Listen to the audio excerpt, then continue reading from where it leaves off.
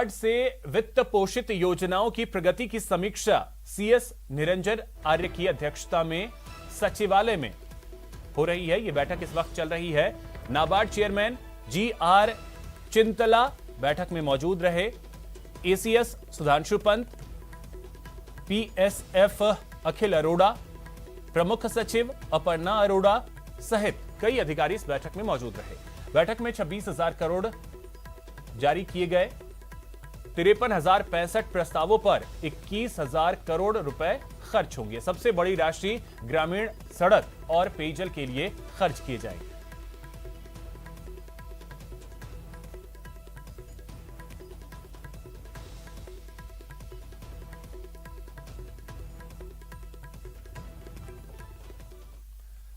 प्रदेश में कोरोना संक्रमण का असर कम होने के साथ ही अब प्राइमरी स्कूल शुरू हो चुके हैं।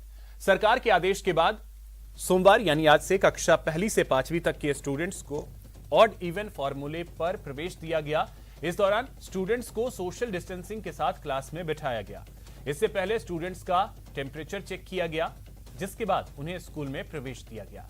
टीचर ने गर्मजोशी के साथ सभी बच्चों का स्वागत किया। आपको बता दें कि स्कूलों में फिलहाल कोरोना के मद्देनजर कैंटीन और कैफेटेरिया को बंद रखा गया है। इस दौरान जयपुर के स्कूलों में छात्रों से ही पानी की बोतल और भोजन लाने की अपील की गई है, ताकि बेवजह स्टूडेंट्स क्लासरूम से बाहर न निकले। स्कूल में जो स्टाफ हैं उनके द्वारा बाकायदा स्टूडेंट्स के लंच टाइम को भी अलग अलग कर दिया गया है। इसमें क्लास टीचर भी बच्चों के साथ क्लासरूम में बैठकर ही लंच करेंगे। तस्वीरें अलग अलग शहरों की सामने आई हैं, वो हम आपको दिखा रहे हैं।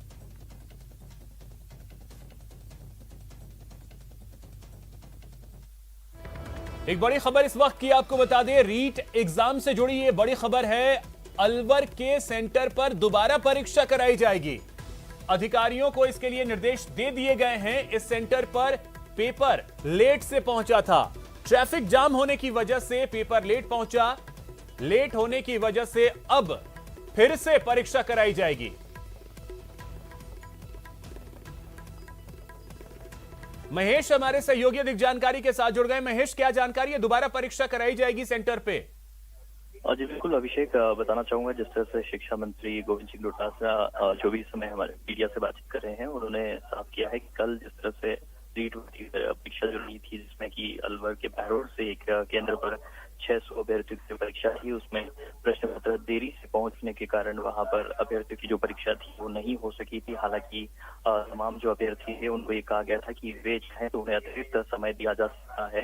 करीब 1 से 1.5 घंटे की देरी के साथ में ये प्रश्न पत्र वहां सेंटर पर पहुंचा था। इसके पीछे जो है डोटासरा ने बताया कि ये ट्रैफिक जाम होने के कारण जो है वहां पर प्रश्न पत्र देरी से पहुंचा और इसमें कहीं न कहीं प्रशासनिक चूक भी उन्होंने स्वीकार की है।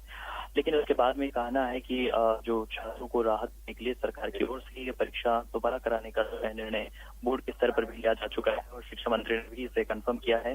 तो ऐसे में इन 600 विद्यार्थियों की जो परीक्षा है वो यहाँ पर दोबारा कराई जाएगी। इसी के साथ में शिक्षा मंत्री ने कई और मसलों को लेकर के भी कहा है। साथ में रीट परीक्षा के बेहतरीन आयोजन को लेकर के उन्होंने कहा कि इस आयोजन को लेकर के Guinness book of world record में इस परीक्षा को दर्ज कराने का दावा सरकार की ओर से किया जाएगा, क्योंकि देश में अभी तक की सबसे बड़ी भर्ती परीक्षा इसे माना जा रहा है। इस लिहाज से शिक्षा विभाग जो है अपनी एक महत्वपूर्ण उपलब्धि इसे मानकर चल रहा है। इसमें उन्होंने जो तमाम विभाग के अधिकारियों और कर्मचारियों द्वारा मिले सहयोग और सीएम से लेकर के जो तमाम जो कर्मचारी हैं उनके सहयोग को लेकर के आभार जताया है।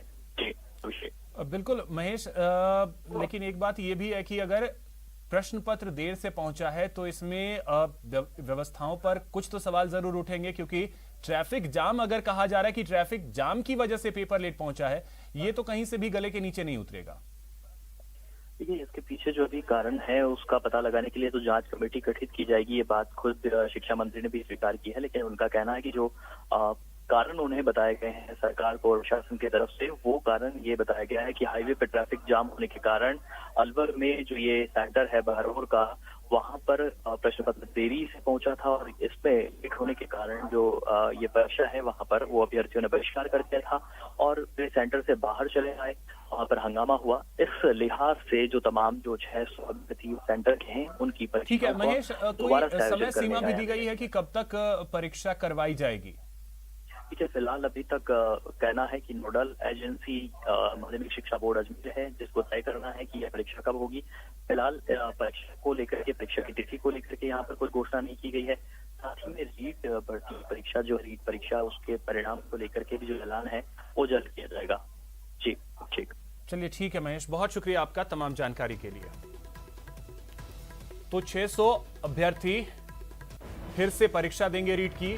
कल प्रश्न पत्र जो है वो काफी देर से पहुंचा सेंटर पर, और इसी वजह से आज शिक्षा मंत्री ने यह ऐलान कर दिया है कि उस सेंटर पर, जो कि अलवर के बहरोड का एक सेंटर है, वहां पर करीब 600 अभ्यर्थी जो हैं वो परीक्षा देने वाले थे। लेकिन ट्रैफिक जाम का हवाला दिया गया कि ट्रैफिक जाम होने की वजह से प्रश्न पत्र पहुंचने में काफी वक्त लग गया, जिसकी वजह से परीक्षा वहां पर काफी डिले होती चली गई और इसकी वजह से वहां परीक्षा अब एक बार फिर से करवाई जाएगी। इसको लेकर निर्देश दे दिए गए हैं। समय सीमा फिलहाल नहीं बताई गई है कि कब तक एग्जाम जो है वो करवाए जाएंगे। उम्मीद यही की जानी चाहिए कि जल्द से जल्द परीक्षा करवाई जाए।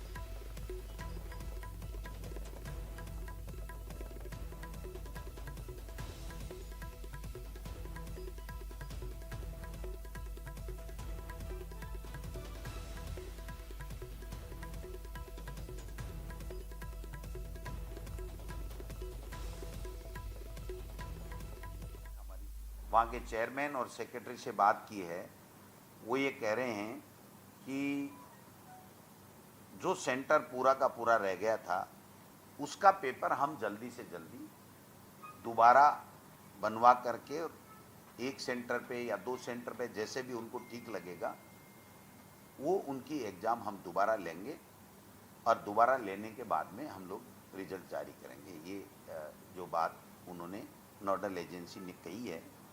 फिर भी अगर कोई दिगर बात आएगी तो विभागीय स्तर के ऊपर उसकी जांच कमेटी भी बैठा दी जाएगी। अगर कोई किसी तरह की कोई बात आती है ऐसी जिसके लिए जांच किया जाना जरूरी है तो उसकी जांच कमेटी भी हम लोग बढ़ा देंगे। श्रीगंगानगर सहित प्रदेश भर में आज से प्राथमिक विद्यालय खोल दिए गए हैं। साथ ही राज्य सरकार ने स्कूल प्रबंधन को कोरोना प्रोटोकॉल की सख्ती से पालना कराने के निर्देश भी दिए हैं ताकि वैश्विक महामारी कोरोना संक्रमण की संभावित तीसरी लहर को टाला जा सके। प्राथमिक विद्यालयों में आज पहले दिन कम बच्चे रहे, वहीं अधिकांश बच्चों ने कोरोना प्रोटोकॉल के प्रति अपनी जागरूकता दिखाई और प्रोटोकॉल जो है उसका पालन करते बच्चे नजर आए। श्रीगंगानगर के जिला मुख्यालय स्थित राजकीय प्राथमिक विद्यालय नंबर 4 का जायजा लिया हमारे संवाददाता अशोक कुमार शर्मा ने। वैश्विक महामारी कोरोना वायरस के संक्रमण की तीसरी लहर की आशंका के बीच राज्य सरकार के निर्देशों पर आज से प्रदेश भर के अंदर कक्षा 1 से कक्षा 5 तक की स्कूलों को खोल दिया गया है। अभी हाल ही में 22 सितंबर को कक्षा 6 से कक्षा 10 तक की स्कूलों को खोला गया और आज से कक्षा 1 से कक्षा 5 तक की स्कूलों को खोल दिया गया है। हालांकि आज पहला दिन होने की वजह से ज्यादातर स्कूलों में बच्चों की जो संख्या है स्कूल आने वालों की काफी कम है। अभी इस समय हम श्रीगंगानगर जिला मुख्यालय के भगत सिंह चौक पर मौजूद राजकीय प्राथमिक विद्यालय नंबर 4 में मौजूद हैं। एक बीमारी होता है कोरोना। अच्छा, उससे कैसे बचा जा सकता है? मास्क लगाने से। मास्क लगाओ और हाथ धो। मम्मा घर पे बताती हैं आपको? हाँ। अच्छा, आप यहाँ क्लासरूम में मास्क लगा के रहते हैं? यस। प्राइमरी सेक्शन के बच्चे छोटे होते हैं, इनको ज़्यादा देर मास्क भी नहीं लगा सकते। ये बार बार इनको समझाना पड़ता है। पानी की बोतल भी अपनी रखनी है, किसी के साथ खाना भी शेयर नहीं करना, पानी की बोतल शेयर नहीं करनी है। बार बार इनको सैनिटाइज करने के लिए प्रेरित करना पड़ता है। फिर भी काफ़ी समस्या आ जाती है, बच्चे छोटे हैं तो सारा दिन मास्क लगाना इनके लिए मुश्किल हो जाता है। तो हमारे लिए एक बड़ी समस्या हो जाती है कि इनको SOP के गाइडलाइन का पूरा पालन करवाना एक चुनौती है हमारे लिए। अशोक शर्मा, न्यूज़ 18 श्रीगंगानगर। लंबे समय बाद छोटे बच्चों की स्कूलें आज से खुल गई है। कोरोना काल के बाद में जिस तरह का सबसे ज़्यादा नुकसान शिक्षा का हुआ है, उसके बाद में आज से छोटे बच्चों की स्कूलें अनलॉक हो गई है। टोंक शहर के एक राजकीय बालिका उच्च प्राथमिक विद्यालय यहाँ पर हम मौजूद है और आज से जो बच्चे हैं वो छोटे बच्चे बहुत उत्साहित है। आप देख सकते हैं सरकारी स्कूल है, बच्चियों की स्कूल है, तो यहाँ बच्चे आए हुए हैं और मास्क लगाना बहुत ज़रूरी है। सरकारी गाइडलाइन के अनुसार ही यहाँ इन बच्चों को बैठाया जा रहा है। मिड डे मील के जो दिशा निर्देश दिए गए हैं जिस हिसाब से कि यहाँ नहीं बांटा जाएगा, बच्चे अपने टिफिन घर से लेकर के आएंगे उसी हिसाब से यहाँ कोशिश की जा रही है। यहाँ के टीचर जो हैं, कल रीट के एग्ज़ाम में ड्यूटी थी तो थोड़ी देर बाद में आएंगे। एक मैडम है, उनसे बात करने की कोशिश करते हैं किस तरह की गाइडलाइन की पालना की जा रही है। मैडम, आज से स्कूलें खुल गई है, छोटे बच्चे स्कूल आ गए हैं, किस तरह की सरकारी गाइडलाइन की पालना और बच्चे कितने उत्साहित? बच्चों में बहुत उत्साह है और कोरोना गाइडलाइन की पूरी तरह से पालना की जा रही है। बच्चों को विशेष हाथ धोते हुए ही अंदर बुलाया जा रहा है और इनका थोड़ा तबीयत वगैरह भी देख रहे हैं कि कोई को अगर जुकाम खांसी भी है तो उनको घर भेजा जाएगा, उनको स्कूल में रुकने का कोई वो नहीं है। और सहमति पत्र अब से कुछ देर बाद 1:56 पर देखिए सहकारिता मंत्री उदयलाल आंजना का exclusive interview input editor Amit Bhatt के साथ।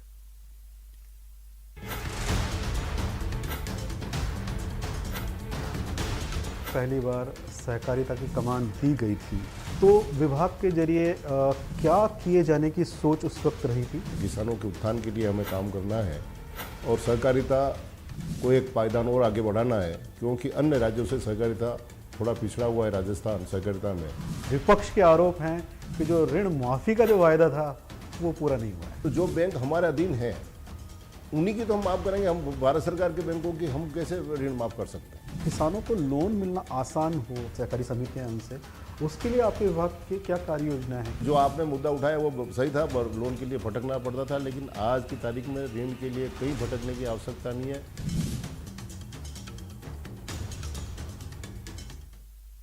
फिलहाल इतना ही, नमस्कार।